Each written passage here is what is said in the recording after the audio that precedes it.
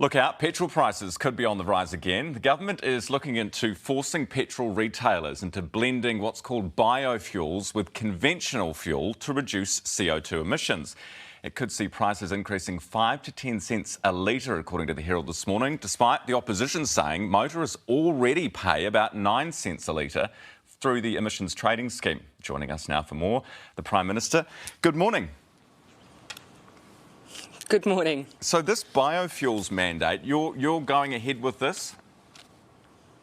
But look, the biofuels work has been on the card for a really long time. In fact, it was actually the last Labor government who brought in a biofuels requirement. It was then dropped by National, and then we're looking to reinstate it. And I think the really important reason why is because we're really vulnerable at the moment. Our fuel security, you can see the impacts on pricing by our ongoing reliance on fossil fuels. So this is something about ensuring that we have greater security. It's also about, of course, emissions, Ryan, and at the same time, the speculation you're putting in on the impact on the pump, it is at this stage unknown, the likely impact it would have. But in the long term, this is one of the ways that we can keep more stability in what we see in our fuel market. So the estimates of 5 to 10 cents a litre, you're saying are wrong?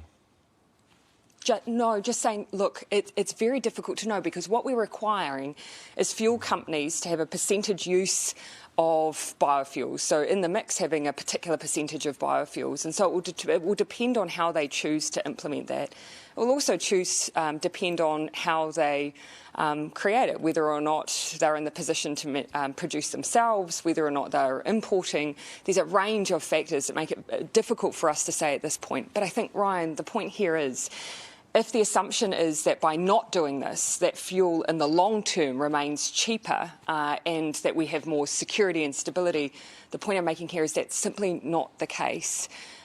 You'll see right now what we're experiencing is the impacts of our reliance on fossil fuels and our reliance on overseas markets. And so we do have to change up the way that we are accessing and the nature of our fuel supply in New Zealand. Totally, and those longer-term issues are important, but Kiwis are quite focused on short-term costs. Oh, as are we. And look, this is not something we expect to have an impact tomorrow. And obviously, as you can see, look, if we weren't worried about the impact at the pump, why would we have taken 25 cents off a litre through the removal of excise? I know, but it's no good to give with one hand and take with another, is I guess what people are worried about. The point I'm making. Would you just say, because obviously we don't know the exact impact, but would we just say this biofuels mandate thing won't come in until inflation is back to a reasonable level? Oh, look, you'll see that we've even said that we're looking at, look, we haven't changed the legislation requirements around biofuel, but I would need to go back and check the date that those requirements kick in. But am I expecting overnight an impact at the pump for consumers? No, and nor is it as straightforward as just saying that overnight we're going to have an extra 5 cents. And again, Ryan, as you can hear, we're working really hard to try and actually mitigate the impact right now in the middle of the war. So we will keep doing that. This is about actually the future, our long-term supply, and also what we're doing to try and build greater fuel security. Okay. Well, we'll have to wait and see then, I suppose. Can we talk about cancer now? We've had a guest on the show this morning. He's been waiting and waiting, got a reverse mortgage in the end so that he could actually get his treatment done, have the biopsy done. Yeah. And there is issues with breast screening. We heard the end of last year that there were 45,000 fewer screens done in the 2 years to September as opposed to the 2 years prior to that because of COVID lockdowns, etc. Are you certain that nobody will die from cancer or not know they've got cancer because of our response to COVID? Well, actually, here, two things, if you'll let me just talk to this a little bit, Ryan, and then I might come back to the story itself of the individual. But actually, the whole point of our COVID response was so that people could still access care. Because we saw in other countries where hospital systems were overwhelmed, people with cancer, for instance, weren't getting the care and treatment that they needed when they needed it. So actually, quite contrary to the idea that our COVID response stopped it, it was actually about making sure it continued. Now, the question of whether or not people were getting the diagnosis and treatment, we actually asked the Cancer Control Agency, have been monitoring this. There was a period in August of last year, so when we first had Delta hit, that we saw a bit of a change in numbers there, but according to the analysis by the Cancer Control Agency, that appears to have recovered. We're just awaiting their latest report coming through till this last period. What about the screening? To about February. That'll come this month. But essentially what they're saying at this point is that diagnosis appears to be keeping pace with what we've seen in the past. Look, in terms of screening, they're a mixture of whether or not people were coming and accessing and its availability. I'd want to go away and just double check on that, because the Cancer Control Agency, again, has highlighted, with the exception of August last year, the numbers have been keeping pace with what we would expect. The Breast Cancer Foundation has warned that 133 women in New Zealand could die from breast cancer because they weren't screened as they would have been had we not been affected by COVID. Does that worry you? Oh, look, here I would again say that actually our response was about making sure that we could continue services. That doesn't mean everyone's experience of services was the same over that period. There were disruptions, and people's experience of treatment wouldn't have been the same, in some cases not being able to bring family members and so on. But we've, broadly speaking, tried to make sure that by keeping COVID at bay as long as we did, we could continue those treatments. Look, happy to again just have a closer look on what happened in the individual case you've brought up of the gentleman with prostate. Some of those delays just didn't seem right to me, Ryan, and shouldn't be what a person is experiencing. But I can't speak to a clinician's decisions, but I will ask the team to go and look at some of those, some of that experience, because you're right, those delays don't square with what the Cancer Control Agency have found. Okay, let's talk about tourism. And you know, if there's an industry in New Zealand that hit harder than anyone else, it was tourism, our tourism industry. And pre-pandemic, they employed 225,000 people. They accounted for 20% of our exports, our biggest export earner.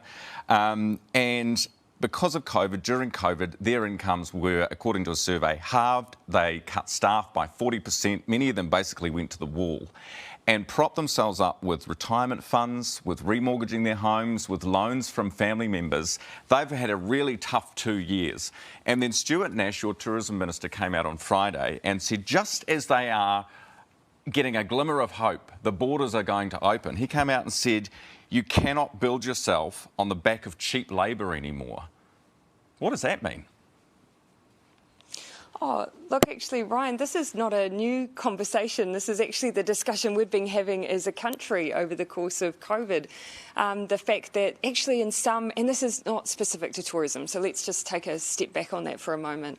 You know, there have in some areas we've had, well, actually overall, we have been from time to time criticised for our productivity and the fact that wages have been artificially low because potentially people have been able to access migrant labour into New Zealand rather than necessarily making those adaptations, those productivity gains, or paying higher wages within New Zealand.